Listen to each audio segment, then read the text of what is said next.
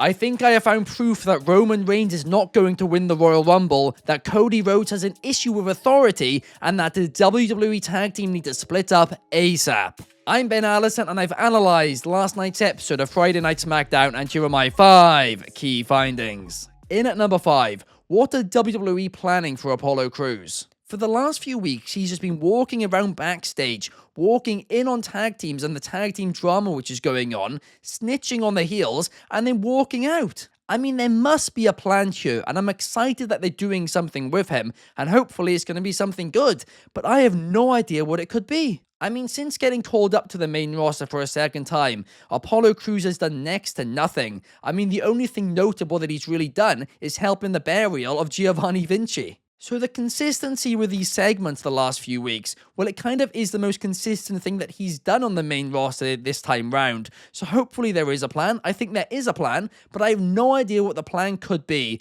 If anybody has any predictions, any idea, please let me know in the comments down below, because it is a rarity that I have nothing to say. But on this, I just have way more questions than answers. In at number 4, A-Town Down Under need to split up ASAP.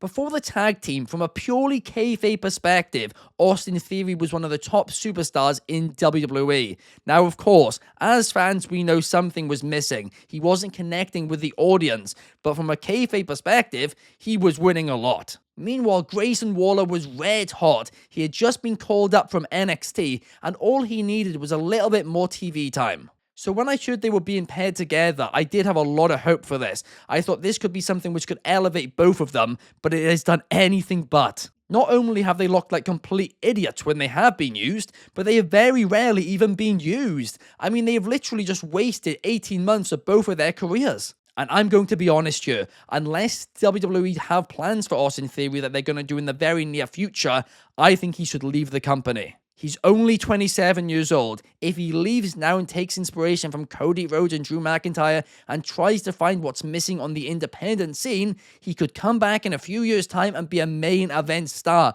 because I still think he has main event potential, but he needs to find what's missing, and this tag team, well, it's not helping anything. In at number 3, Tiffany Straton has returned to her NXT gimmick, and I, for one, am delighted. I know at first some fans are still going to root for her, but I'm really happy they're not just turning her into a babyface. I'm really glad that they're going back to this rich, spoilt girl gimmick, because she pulls it off so well. It is so unique and it is so marketable, and it has bucket loads of potential. Now, personally, I would have done the Nia Jax rematch first and then the Bayley match. And the reason for this is because, of course, at first, Tiffany Straton is still going to be cheered. So if you did the heel versus heel match now, I think it would work much better than if they did it in a month's time. Whereas if they're doing the Bayley match first, which they are doing, I think the crowd are going to be a little more split. But regardless, I am excited for Bayley versus Tiffany next week, and I'm just so glad she has returned to this gimmick, and the future now looks so bright for her. Did you guys know that here at Wrestling Republic, we do a live daily stream every single day at 8 p.m. UK time, 12 p.m. Pacific over in America, and 3 p.m. Eastern over in America. It is completely free. You can leave your comments throughout and we show them on screen, and all you have to do to watch it is subscribe here on YouTube. And if you could leave a like and comment on this video too, I would massively appreciate it. It really does help us out. All our content is free. We just really ask for that to help us to grow. Thank you, guys. In at number 2, Cody Rhodes might have an issue with authority. Now, I'm going to be honest, I can't take credit for this one because it was Geordie who said this on Wrestling Republic's daily broadcast a couple of days ago. But last night's SmackDown really proved his point.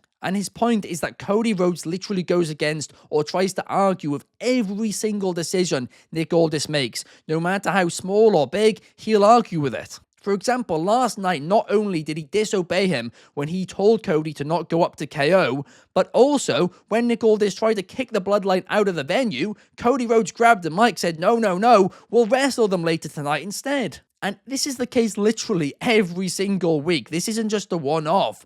And one reason for it could be that they don't want Cody Rhodes to be overly a face. They don't want him to be a goody two-shoes because they are scared that fans will turn on him. And that would make a lot of sense and is probably the most logical decision. But the more exciting view is that this could be the start of the Cody Rhodes heel turn. This could be yet even more evidence that Cody Rhodes has already turned heel, and the fact that he left Jimmy Uso during the tag team match last night to attack Kevin Owens, I mean, that's a very heelish move. And in at number 1, I have proof that Roman Reigns is not going to win the Royal Rumble. We have always known that Paul Heyman is very specific with the words he uses. He doesn't misspeak, and every single word has a meaning. And last night he said something which seemed very, very important, because he gave us not a prediction, but a spoiler. But notably, the spoiler wasn't that Roman Reigns was going to win the Royal Rumble. It was that Roman Reigns was going to enter the Royal Rumble with an intention to win it. And the fact that he said intention instead of he is going to win it does tell me that Roman Reigns is not going to win the Royal Rumble. And yes, a few Paul Heyman predictions in the past have been wrong, but you can count them on one hand. And it has always been for a massive, massive match at WrestleMania or SummerSlam. So based on this, I think it's enough proof to tell us that Roman Reigns is not winning the Rumble. So then it leads to the question, what will be the WrestleMania plan for Roman Reigns? And this question I don't really have an answer for, honestly. I mean, the most obvious one I would say is CM Punk, but I really, really want to see CM Punk versus Seth Rollins at WrestleMania. Perhaps Drew McIntyre? I don't know. If any of you guys have any predictions, leave them down in the comments below, and hopefully one of them will come true. But overall, last night's episode of SmackDown was enjoyable. It is just taking a little bit of getting used to these 3-hour SmackDowns, if I'm being completely honest. It does feel a lot longer than a 2-hour episode. The extra hour does feel a lot longer. But, I mean, it was enjoyable. I'm excited to see more stars getting more time. And hopefully, as weeks go on, I get a bit more used to it as well. But thank you so much for watching. I will see you guys in the next one. Peace!